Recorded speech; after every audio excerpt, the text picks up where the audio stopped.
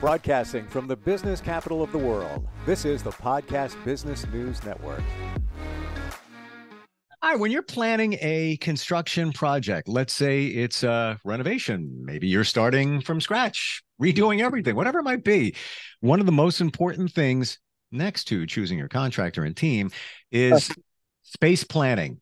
Got to plan it all out. What are we going to do with that space that we're working in? And she's somebody that does all of that planning all the time. One-stop shop is what she is in terms of the planning, the construction, the architecture, all of this. And she's back with us again. Julie Laughton is on the program. Hey, Julie, how are you? I'm good. I'm walking through one of my job sites. It's very exciting and it's a little noisy, but it's fun. Lots going on. Oh, I just heard a little echo. So it sounded like, yeah, you're in a hollow room or a bathroom. It sounded like. I'm in a bathroom. Check it out. Bathroom. Ooh. Oh, it's fun. Like... I'll go outside where it's not so noisy. So tell us about this project. This house is located where? The value of the house? What are you doing there? It's in Laguna Beach and it's near the high school, which is that building over there. So it's near the high school and it has an ocean view. And it was built in the 1930s, so it's one of the original cottages in Laguna. And the cool part about it is that we totally remodeled it and then pretty much built it new, like all new framing and stuff. And because we opened all the walls up and then we put on this huge deck on the back. So it's still a charming cottage, but it's 3,000 square feet of new home. Wow. And all new kitchens and bathrooms and yeah. When you do a project like that, you said it's from right around the 1930s, Laguna Beach. Is there any original integrity that remains with the house?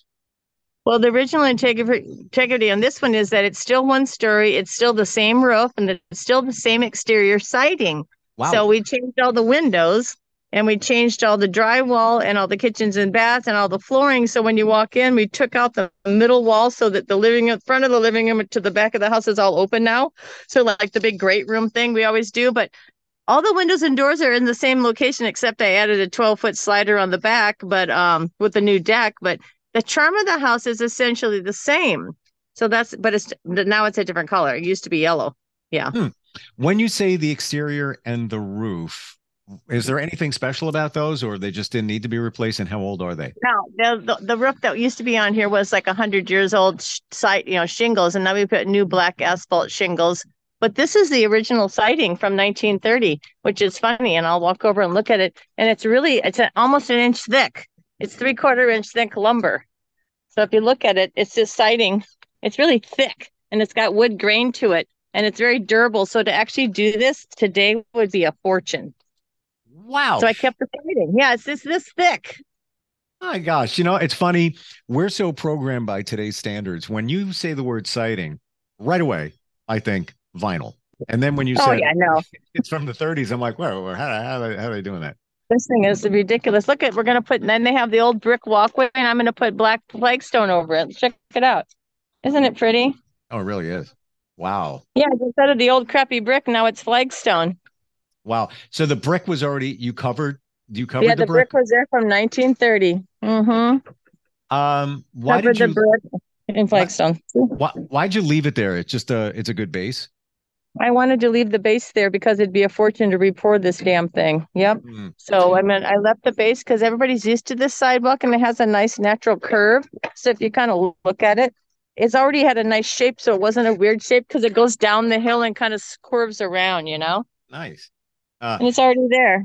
You're bringing back memories because this is probably going back to 2007.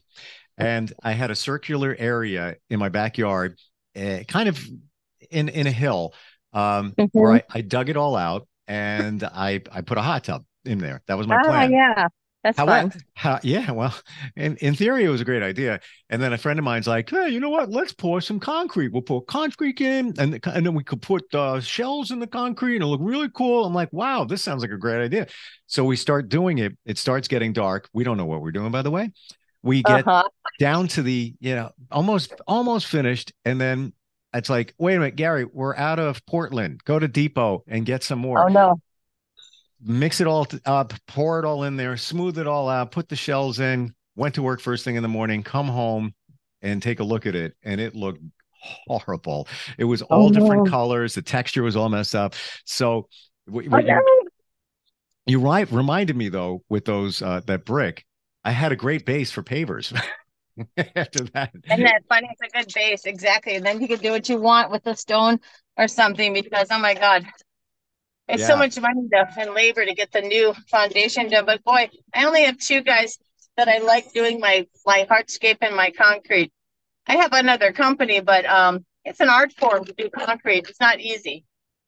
So That's when the we're funny part. trust me, I know it's not easy. Uh, let's talk about the space planning. When you say those two words, what are you referring to? Well, space planning, funny enough, is what the architect does and what the designer does, not so much the decorator, but the person that's designing the house and putting in the floor plan with the walls and the doors and the windows and the cabinet is really the space planner. So if your architect's not a good space planner and he doesn't like know where to put the dishwasher and the hallways are too narrow, I mean, some people aren't good at space planning and that designers I need to know space planning because that was part of my college degree for the interior design part, believe it or not, because it's how humans function in their space. So Hmm. you have to know the length of people's arms and the height of the chair seats and the width of the hallways. And it's the space planning. You need to know exactly how much space it needs to pull out a dining chair, how much space for you to bend over and not hit your butt on the cabinets behind you. You know what I mean? There's a whole thing Oh yeah. about So space planning. I love it. And that, now it's crystal clear. But as we get into this, I have to ask, Julie, over the years, what have you encountered where space planning wasn't taken into consideration? Oh my God, there's so many things like I'll bet. hallways not wide enough, so you can't deliver the refrigerator, or the furniture. And then you have kitchens where the space between the counters is like 2.5 feet. I'm like, really? But there's all these crazy things where people did things as an afterthought or a really, really long time ago because there are cases with old, I'm talking old houses where the doors are smaller. You're wondering, wait a minute, but nobody would fit through them because they're before the code started. So Mm. it's just, but it's the weirdest one is when there's like rooms, built-in rooms, and there's walls where they shouldn't be. But it kills me when I see two small hallways and no windows and no legal stuff done, Yeah. like egress windows to get out of a bedroom if there's a fire and just crazy stuff like that. And that stuff gets expensive. I had to do egress window in like 2016. Oh, It's pricey. It's pricey. yeah, exactly. Because it's not cheap to just replace the window sometimes. You gotta make it bigger, you know? And in that situation, I wanted to put it on the side of the house, get it out of the way. Don't want to see it. However, the waste pipe went right along that wall. Oh, yeah, so you couldn't do it. So I had to put it in the front of the house, which, you know what, when all was said and done, you kind of didn't even see it anyway. But I had plantings around it, but it was a little frustrating. But Funny. as I think about all this, the space planning, is the kitchen the culprit or the target many times when it doesn't work out because you've got so many different things going on, cabinets, doors, all of that? Oh, yeah. The kitchen is the most complicated room to space plan, funny enough, even Yeah. though there's some rules to do it. But the kitchen is like almost like an engine. It's like, it's every little part has to work and everything has to be within one or two steps. So it's all measured out. So the kitchen and the bathroom are complicated space planning, big time. Totally, Hmm. yeah, complicated. Yeah.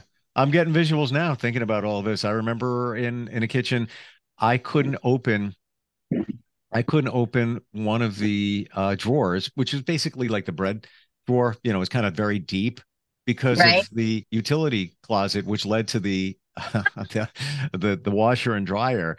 You had to, you had to watch yourself when you were opening it. Then you get scuff marks on the cabinet because you're not thinking about it. And, very It's just like frustrating. people cram things in there. It's just frustrating. And yeah, it's especially the tiny little cottages. You've got like a quarter inch before the drawers open on one side and the other side. I mean, I've seen it where they just cram them in. It's kind of funny, but Wow. yeah. So how do you get around that? Is it just somebody who's a qualified architect that's going to be doing the work for you? You kind of just have to have them lay it out and trust them. But because if they're not good at it, what happens is it doesn't get built right, and then you find out too late. So you kind of have to know if you don't trust them, you kind of have to show them. They have to show you the measurements. So and maybe they tape it on the floor. So what I like to do for people is put blue tape on the floor and lay out all the cabinets so they can walk around and get a feel for it.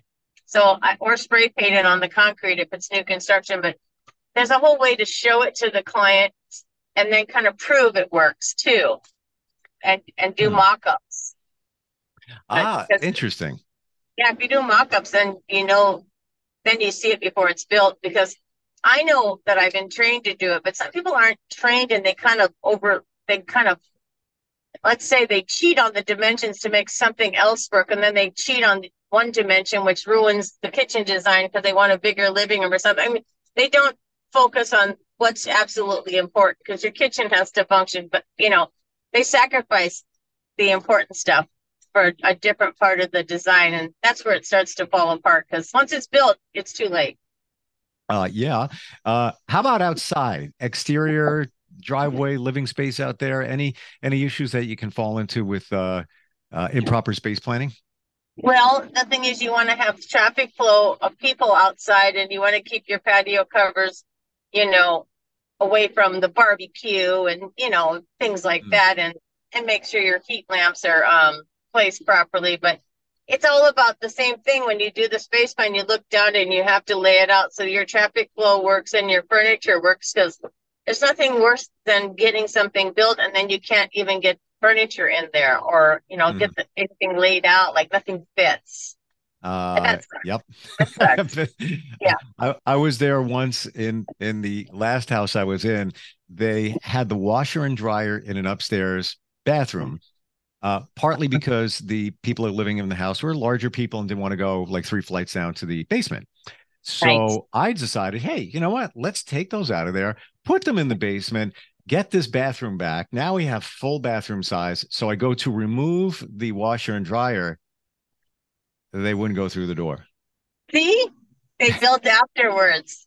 They did. It's almost as if they built around it. I'm like, really? So I had to take the door frames off, everything. And I'm not talking, Julie, I'm not talking just, an inch. It was a major deal getting those out of there, but I had to do it because I needed a bathroom for my kids. It was a waste of a bathroom sitting up there. I guess you could have thrown them out a window. Just kidding. Yes. However, that bathroom did not have a window. Oh, there you go. What a nightmare. You just wonder how and why people do things. And it's all jacked up because they do it after the fact. Yeah. That's got to be a big thing for you when you walk into existing structures and you're like, what the blank was going on here? What do you guys think? What were they thinking? You see, I know the first thing I see is the dated designs. Like I was in a house yesterday that was built in the 60s in Newport. Really nice community, but it was that damn 60s, late 60s, 70s. All the levels are different. So you walk in, you step down to the living room, and you step down to the dining room. I'm like, they step up to the kitchen, and then, oh my God, it's just a nightmare. I just wanted to fill them all in, but it's too much money. So we're going to stick with the levels. But I was like, oh, bad design, trendy design from the 70s. Is horrible. But what's really bad is when people remodel and do it without maybe an architect or a designer helping them, and they just kind of butcher things. And then you see that real fast, and it's just kind of sad. And it devalues the home so much. When the architect is designing for you, is it a good idea to, once he's got everything or she's got everything laid out, to sit with them and kind of go with the flow? Like, look, okay, this is how this is going to work. That's how that's going to work. Okay. And if you can't read plans, because I have like 10 or 20% of my clients that literally can't read plans, and I've had to build plywood walls, partitions. I've had to mock up kitchens in plywood and 2x4s just so they can see it. And I've gone to great lengths in the past to mock up kitchens for people that can't read plans, even in 3D color renderings. I want to see it, so I mock it up. So whatever it takes, I do it. But you want to be able to see it.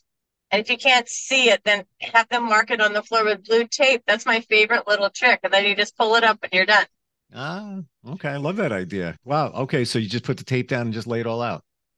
walk around, and see how it Wow. feels. Yep. Do you do a lot of 3D work when you're presenting things to clients? A lot. And then the people that can see and read and know what they want, they opt out of it because it's like $3,000 or $4,000 more. But they don't need it because if they already have lived in their home and we're only remodeling, we don't bother with them. But the new homes and new construction always do 3D color elevations, 3D renderings, and then virtual tours where the camera walks through the house. Ooh, wow. So even if the house isn't there, I can do a thing with the CAD drawing. It looks like the camera's flying around the house and walking you around the house, even if the house hasn't been built yet. I didn't even know that existed. I've seen 3D, surely. I didn't know that. Virtual. 3D virtual. That is super cool. Wow. Yeah, and you know what? There is expense involved in that. But when you think about if you're building a new house or you're doing some major work, renovations, whatever it might be, it's definitely worth it. I know it is worth it because you really need to see it because it's amazing what people don't catch from a 2D black and white drawing. Because I see it in 3D and in color immediately, but the clients only see black and white 2D. That isn't good. They need to see it. What is you said 3D elevations? What's that? I mean, there's color elevation, there's 3D perspective views. So they're like elevations, but they're in the perspective view. So you take it like it's actually like you're standing in the room. And then the next step is to take the place you're standing in the room and do the virtual tour around the whole house. But 3D at an angle, like you're actually in the house looking each direction, those views. Wow. It's like a photograph. It's like a photograph. Just like you're in the middle of the room and take a photograph all the way around you. That's a 3D view. I love that. I didn't even know that existed, but in today's technology, you would think like, why wouldn't it exist where you can walk through something that doesn't exist yet? Yep. It's all there. They take the floor plan, then they turn it into elevations, and they turn it into 3D perspective views. Any other thoughts that you have as we talk about space planning? Well, the space planning, like I said, is the meat and potatoes of the whole thing. Without the space planning, nothing works, nothing flows. The end user, the end product doesn't work. And it's every day you bump into something, it's the most important thing you can do is the space planning. Where are you heading now? It looks very rural. I'm going to go back to my office which is inland, because I need to work on bids for all these new projects. What do you got coming up that you're excited about? I have a project in Crystal Cove, which is a $16 million house that needs an addition. Okay. And so we're going to add to the front of it and add a bedroom above the garage. And then I have another one with this nice couple who bought this one-story house, which was probably built in 1964, but we're going to totally transform it by taking all the stone and lime washing it. So all the stone will have a kind of a whitewashed appearance, like a lime wash. And all the old red brick will have a lime wash. So when we're done with it, it'll be a creamy white stucco with a lime wash stone and a lime wash brick and deep turquoise blue front door and gate and garage door. Man, that sounds beautiful. It really does. Very French country. Have you ever been requested for a project and had to turn it down for whatever reason? And what would the reason be? The last one that was really sad, a really nice couple. And I didn't want to tell the neighbors, but they bought this house and they waited to buy it for 10 years. And it was the lot next door to their house, which is a vintage 1920s, like old Hollywood Mediterranean house. And so they bought the lot next door. It took them 10 years to get it.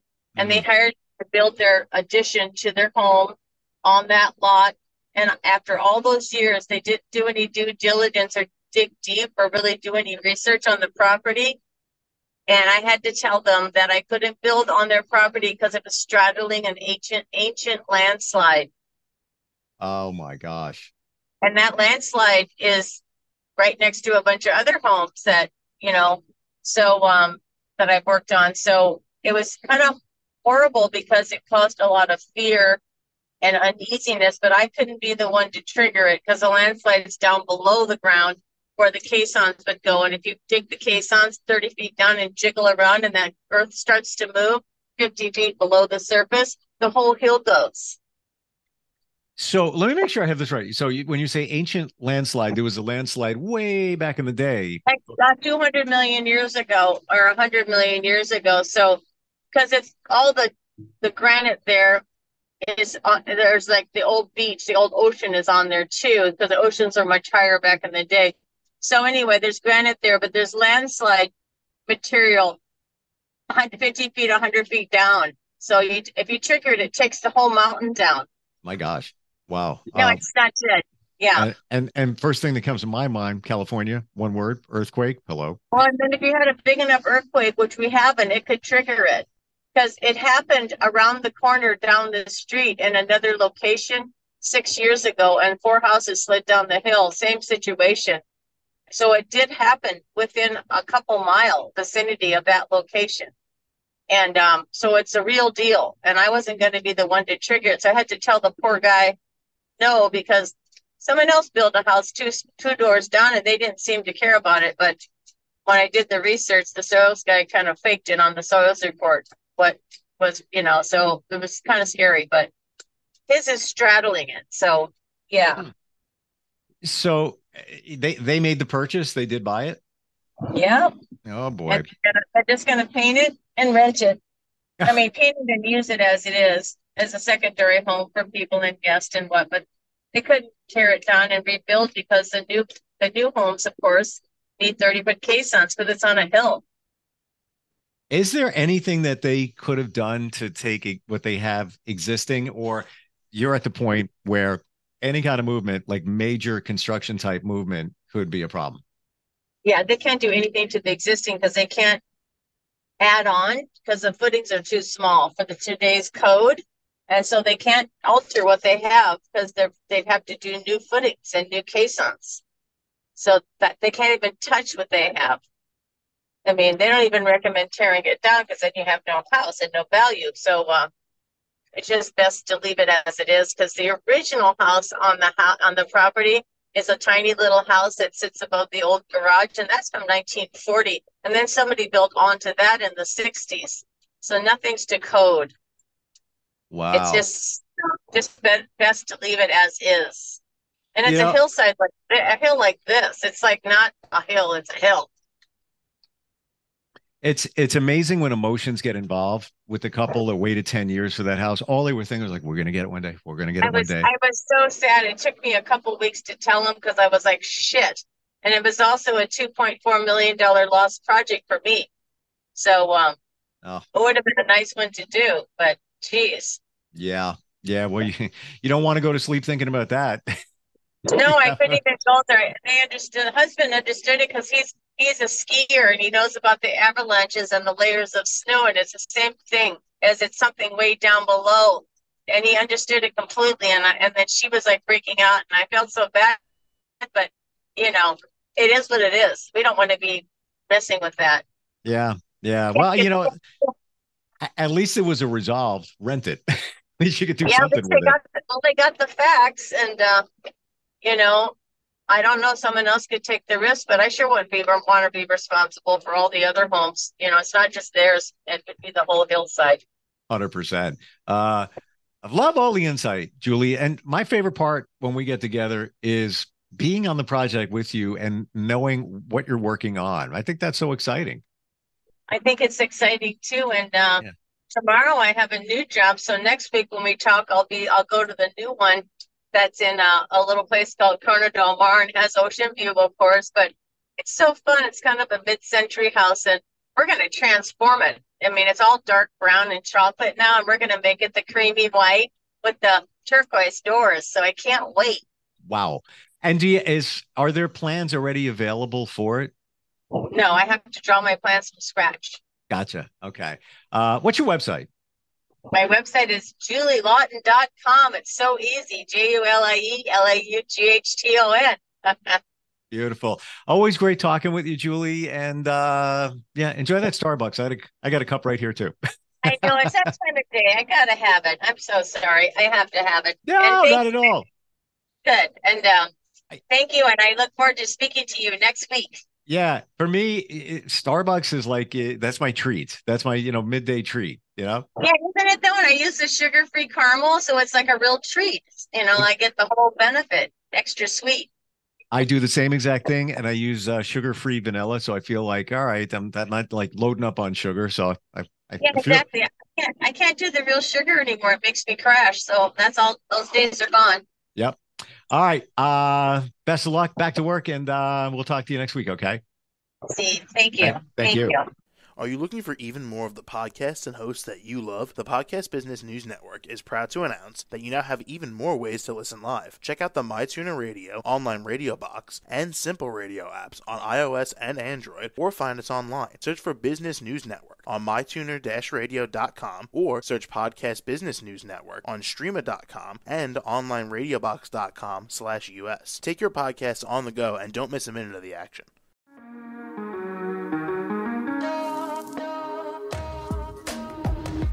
Broadcasting from the business capital of the world, this is the Podcast Business News Network. For nearly 2,000 severely injured veterans, everyday life has become filled with barriers. Day-to-day simple tasks can become pretty daunting. I have to carry my chair up 2 flights of steps or have somebody do it for me. What scares me the most is just the falling. When I'm struggling with my house, I think, to have that one great barrier just knocked down, it's crucial. Home for Our Troops is a wonderful nonprofit that builds a mortgage-free, fully adaptive, handicap-accessible house. And there's no catch. It'll be our very first home that we've ever owned. This is a game changer. This is where your life begins again.